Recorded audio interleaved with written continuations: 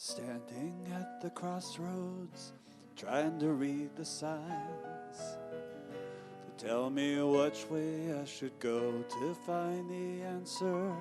And all the time I know, plant your love and let it grow. We're moving into a new season as far as the talks go, and Reverend Jane's going to be moving into the season of nonviolence, and we're sort of wrapping up our season of direction and guidance, which we've been talking about. And I've had some really powerful revelations around direction and guidance over the past few weeks, and I wanted to share a little bit of that with you, all of you, today. So I have this quote on a greeting card that's been stuck over my desk for the past few years, and it says that life begins at the end of your comfort zone. You guys heard that quote before? It's great, and it's sort of been sitting there in my subconscious for years, and I started to think about it, and it is really probably the most powerful piece of wisdom that has affected change in my life as far as I can remember. Life begins at the end of your comfort zone. So a few weeks ago, I did a morning talk here, and I shared this spontaneous happening where I got inspired to go on YouTube, watch videos, saw a musician that blew my mind, and then I turned that into a Sunday talk about sharing your gifts, about the importance of sharing your gifts, whatever it is, with the world. And in that talk that morning, Spirit said through me, I had not planned it, I'm going to make a documentary film about this musician who lives in London, and he's a busker on the street. He's a street musician in London. And that just came out of my mouth. I'm like, oh crap, now what? Well, then of course, after that, I get very reaffirming positive messages from several of my friends in the audience, Nate being one of them. And I'm like, all right, I guess I got to do this. So I'm going to reach out. So I sent messages to this musician in London, and I didn't know how to contact him, so I tried on Facebook, I tried on Instagram, I sent him messages, and I didn't hear anything back. And I said, basically, I love what you're doing, and I want to make a documentary film about you. No response. But I didn't give up on the dream. And then a week and a half ago, I'm looking at Instagram, and he's got an Instagram post that says he's going to be in Los Angeles playing at a giant music convention in one of the booths there. It's an industry-only show, and he was going to be playing there for a few performances. So I had this spark. Go to LA, find a way, break into the show, get down to the floor, find him, make him talk to you, sell him on your idea of making a documentary film. Like, that's freaking crazy. It was like a few days before I had to go, before the show, and I had a big weekend plan, I had a spirit group, I had all kinds of commitments. I'm just like, how can I make this? I'm going to make it happen.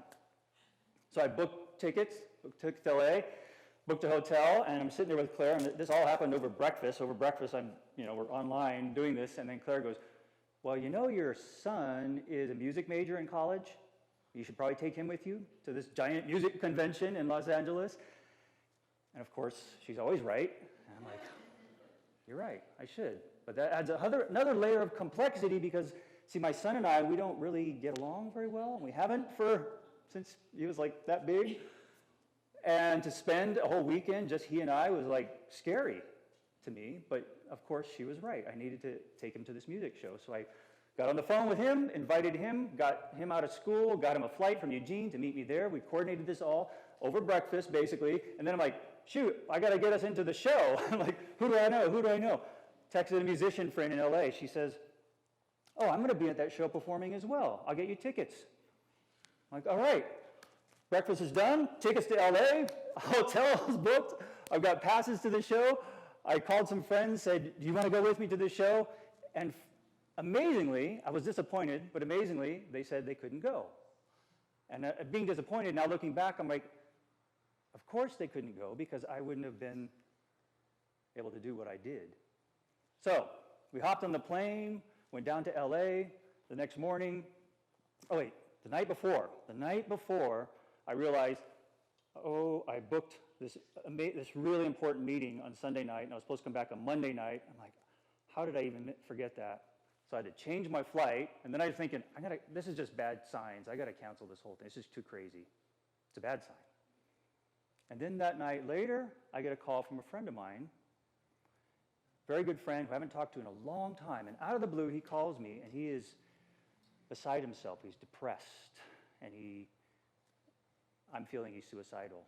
And this guy is never, ever like this. He's one of those always happy people. And as I'm talking to him on the phone, I'm going, he lives in L.A. And so we talk. I feel like, okay, I'm feeling a little better, but I'm still really scared because he just sounds desperate. And I said, I'm going to be in L.A. tomorrow. We're going to have lunch. Hang on. Don't do anything until you have lunch with me. Later that night, I get probably 4 messages out of the blue from friends, just random friends, telling me how much my friendship means to them. All at one time. And at the time, I was like, wow, thank you, God. What a blessing. I'm gonna count that as a blessing. But I didn't realize until later, which I'll share, what that really meant. And so I hopped on the plane the next morning, met my son down in LA. We got up early, went down to the show. We were the first ones in line. We went in there. We got our passes. We went up to where Morph is the musician's name. His name is Morph. What a crazy name, right? And I'm waiting, and I see him over there, and I'm like, okay, now's my opportunity. Now, and he's like surrounded with people talking. And I'm like, I got to say something. So I walked up and I said, Morph, I'm Kevin, and I sent you messages. I don't know if you got them, but I want to talk to you about documentary film. And he's like, I'm just getting ready to go onto the stage, but I can talk to you after the performance. I was like, all right, there's my foot in the door. I'm good. So I stepped back, let him do his thing. He played. I watched him play. I was into it. I loved it. And as he was finishing playing, my friend, who got me the tickets to the show, walked up, and she was there to hear him play as well. So I started talking to her, and so I'm talking to her. He finishes playing. I'm talking to her. We're done. I turn. Morph's gone. Like, he's gone. Like, that's not a sign. It's not a sign. I'm going to keep working this thing. And so I go find Kai, and we go walk around. Kai's my son. We walk around the show, and Kai's getting on these grand pianos that are worth, as much as our house, these beautiful pianos, and he's playing, and I'm watching him going, oh, my God, this is the best, to watch my son just engaged and playing and music and loving everything, and I'm just overjoyed watching him, and we walk around the show, then I come back to where Morph was, and he's not there. Walk around the show some more, come back, Morph's not there. And finally I said, okay, one more pass. If he's not there, I'm giving it up, but it's okay. It's okay. I tried, and that was the main thing. So one more pass, I go, there he is. He's in the booth, surrounded by people again. So I wait for my opening, and then finally I just said, screw it. I'm going in there. So I went right up to him, took my hand in there, and said, I need to talk to you. And he looked at me in the eyes, and he was engaged, and he listened. And I told him my story. I told him I flew down here from Oregon just to meet you and shake your hand and ask you to do a documentary film. And I told him the whole story, and he goes, I'd love to do it. Yeah. And so he said, we exchanged contacts information, and I said, all right, awesome. And I'm leaving, I'm like on cloud 9, walking away, and then I realized, am I happy because he said yes, or just because I did it? I conquered my fear, I did something crazy, and I did it. And then something even more amazing happened. I spent the rest of the day with my son, walking around the music convention, trying out instruments, looking at bands and musicians and inspiration. And Kai says, oh, there's this gathering of grand pianos. They're going to have 30 grand pianos. They're going to play a song that they've choreographed together at the end of the night.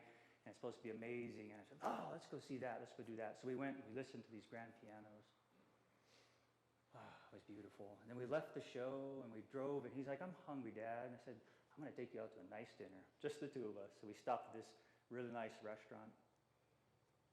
And the two of us sat there, and we talked like two old friends, nonstop, all through dinner. And literally it has been more than I've talked to him in 10 years combined. we just sat, and I was just so overjoyed to have this day, this amazing day with my son. And so we left the restaurant, we went to another friend's house, not the one that's in trouble, and we had dinner, or had just a drink with them, and we sat, and my son engaged, and he talked, and we all had this great conversation. Drove home. The next morning, I actually delivered Kai to his girlfriend because he actually wanted to see his girlfriend. So I'm like, all right, I got my time with you. Here, you go see your girlfriend. And I drove to see my other friend, the one that was in trouble. And we had this amazing afternoon. Had lunch, a long lunch. We talked. We both came to this place of understanding, like, yeah, sometimes life sucks. And we're going to get through it.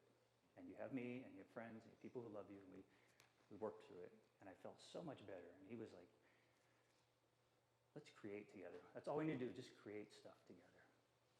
So I leave him. I'm driving back down the LA freeway, stuck in bumper-to-bumper traffic, miserable LA, and I'm as happy as a clam. I'm not even really sure where that term came from. How do you know clams are actually happy? Like smiley faces or something like that?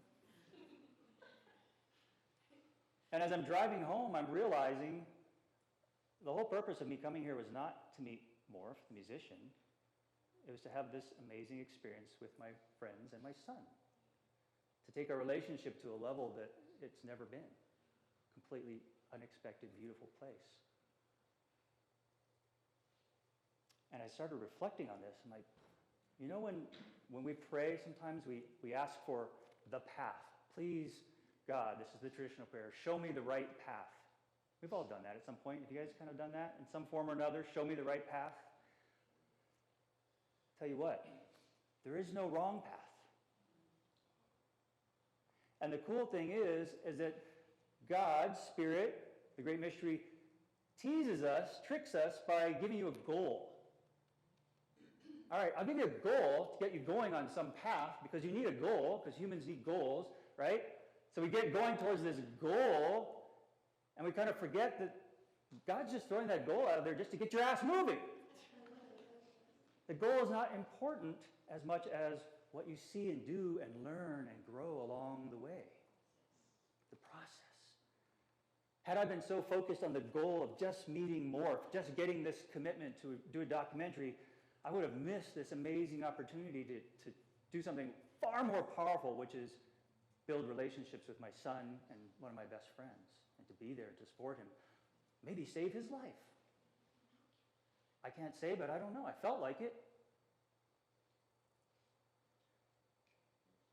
So I think when we think about our path, and we think about goals, it's so vital to think about goals as the kickstart.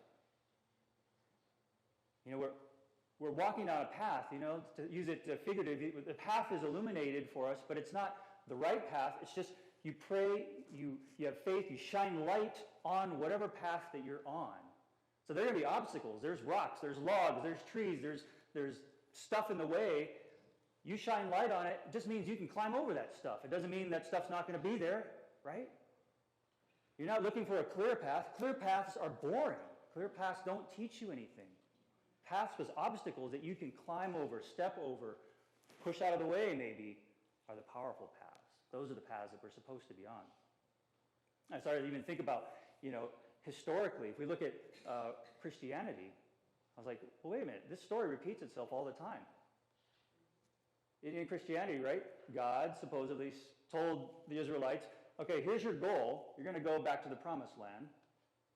And so they have this goal. They keep that goal in mind. They work on it. They never really actually get this goal fully fulfilled. But in the process, what do? They refine their idea of God and religion. Jesus pops up, teaches us all kinds of amazing things, changes the world in a whole other way, right?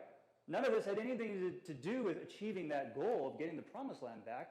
But look what happened in the process. Because people were able to focus on, here's what we're getting out of the struggle to get to our goal. And boom, these beautiful things happen. So this is what I believe is a story that is repeating itself for a reason. It's that we have to all look at these goals, these paths, as part of the process. And whatever happens with your goal, it doesn't actually really matter. And then you let go of that expectation, which is letting go of frustration, which is letting go of suffering. Buddhists say that suffering is letting go of frustration or letting go of expectations. And if we can let go of that, we end suffering. So, what I'd love for you guys to do is just join me in a little affirmation. We know that Spirit, God, is going to throw out some crazy opportunities for you. When you leave this place, Spirit is going to throw out some really crazy, off-the-wall ideas that you are going to embrace. You're going to grab one of them. Because it's crazy. Because God has a great sense of humor. You're going to grab one of those ideas and you're going to chase it. And you're going to be awake to the sparkling lights and the paths and the chance meetings that happen on the way to this crazy goal.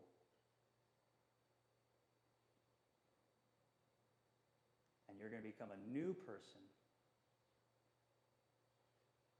You're going to have amazing discoveries. And you're going to learn one of the keys to living a bountiful, abundant, happy life. And so it is. Let it grow.